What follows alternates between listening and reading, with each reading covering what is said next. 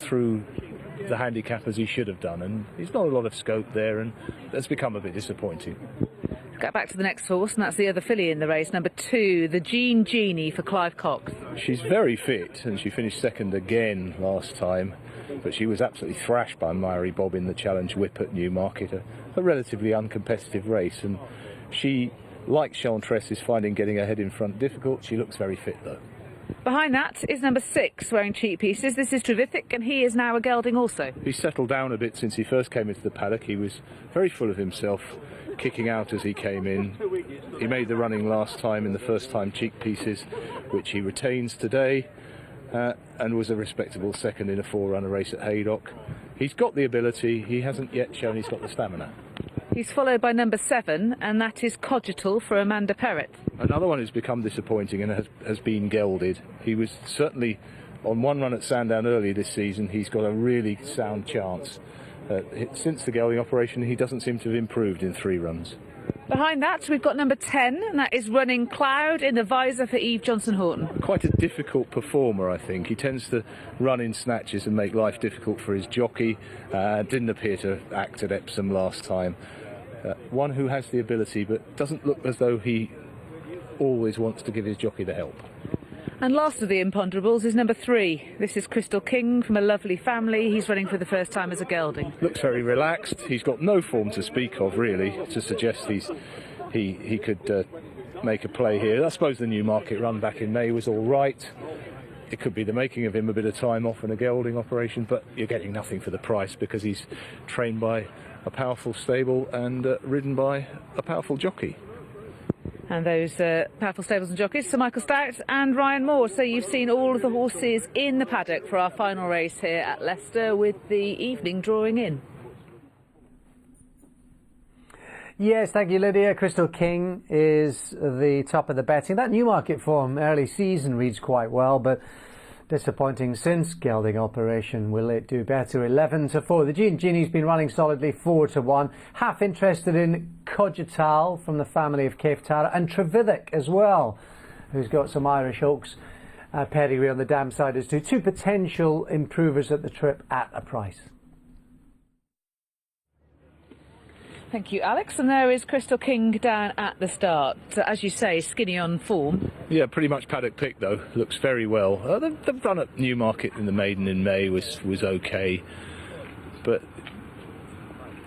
you are getting absolutely nothing in the price. It's just assumed he's going to run to above this handicap mark. So I'd have to pass him over, but he does look the part. He's got the right jockey on board, and we don't know whether he'll go on the ground for one thing.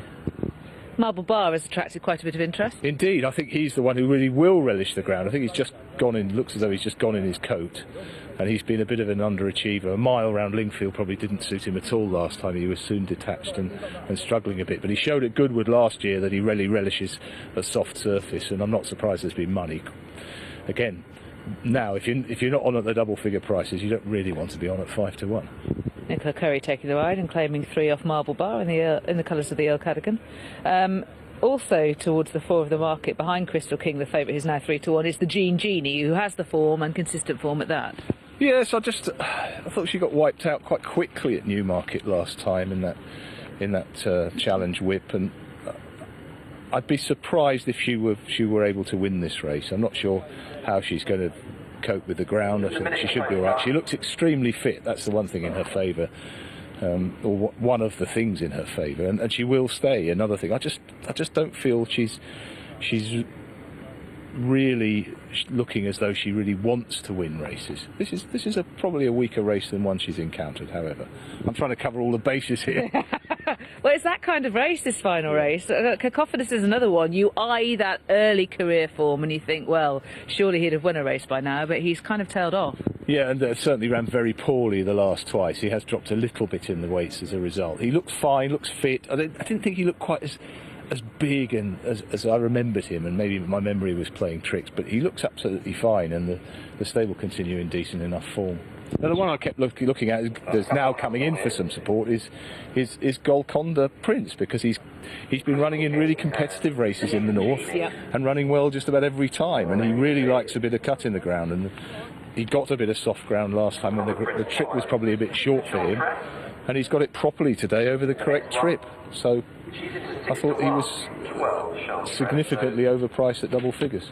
Yeah, he's already gone into stall in the hands of Tony Hamilton. He's in stall 11. Any others that you want to mention as well? Coddital, maybe?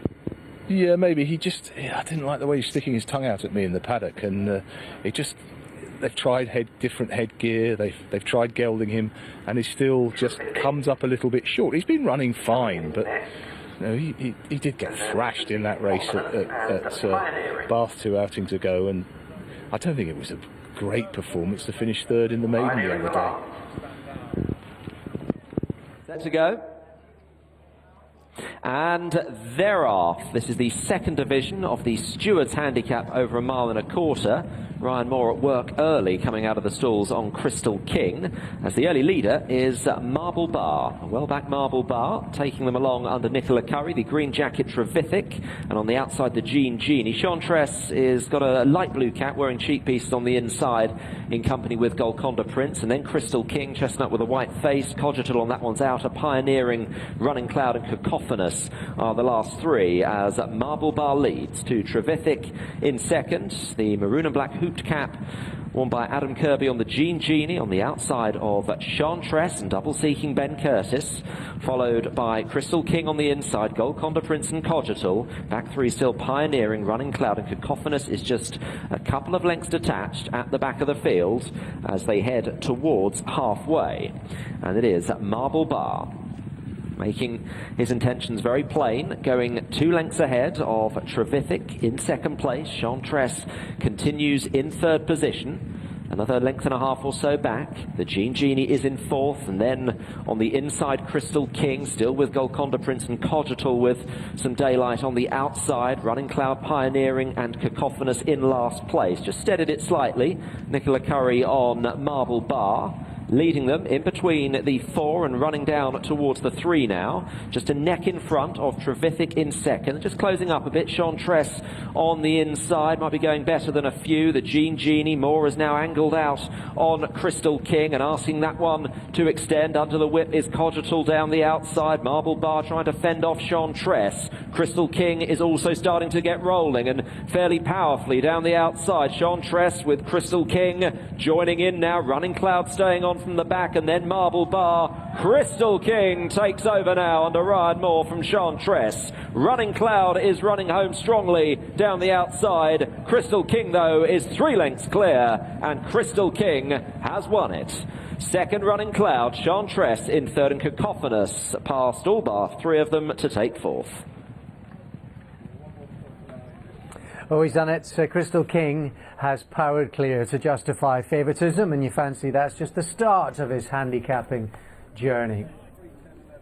Beating Running Cloud and Chantresse in the process. We're off to Kempton Park for the very first race. We got a sneak peek of this a few moments ago. 3-1 from 7-2. Secret Agent is your market leader. 11-2 from 6-1 is Assassinate. Precious Plum.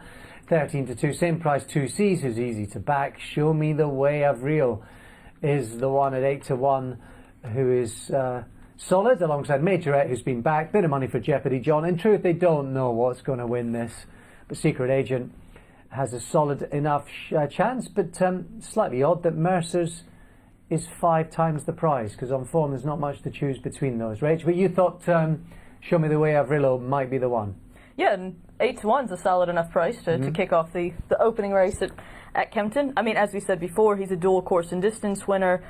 He won 3 starts ago at Southwell, which you always take with a grain of salt, but he's won here twice, and 2 other runs over course and distance resulted in a 3rd and a 4th, so he runs really well here. Charlie Bennett keeps the mount. He's had 2 of his 6 wins, and Malcolm Saunders is reaching to the first-time cheek pieces, and if that just gives him a little extra oomph, that might be enough to collect the 7th. Do you know what? Sometimes when they do sort of nationality tests, when people come from abroad and are looking for citizenship, I think Rach has just passed the racing citizenship test. She called Savile Southwell. Absolutely, bang on guaranteed. I actually switch between the 2 of them, like in a sentence, Southwell, Salvard. I do as well. I do. I think Hayley Turner says Southwell, doesn't she? Does she? I think so. And she's from that neck of the woods, isn't she? Georgie, what would you like to add to them about this race, Pat? I think 2Cs is probably the least exposed gelding in the race, in the respect that it was disappointing at Wolverhampton last time, but I kind of feel that day was raced a bit freely. If he relaxes from stall 6, I think this is a good opportunity for him to get his head back in front. I know he's £5 higher than when he last won here in September, but I think trying to find an angle in this race is difficult, and I put that down to last time being a little bit keen at Wolverhampton, and maybe if you just relax a little bit better, Luke Morris on board might be able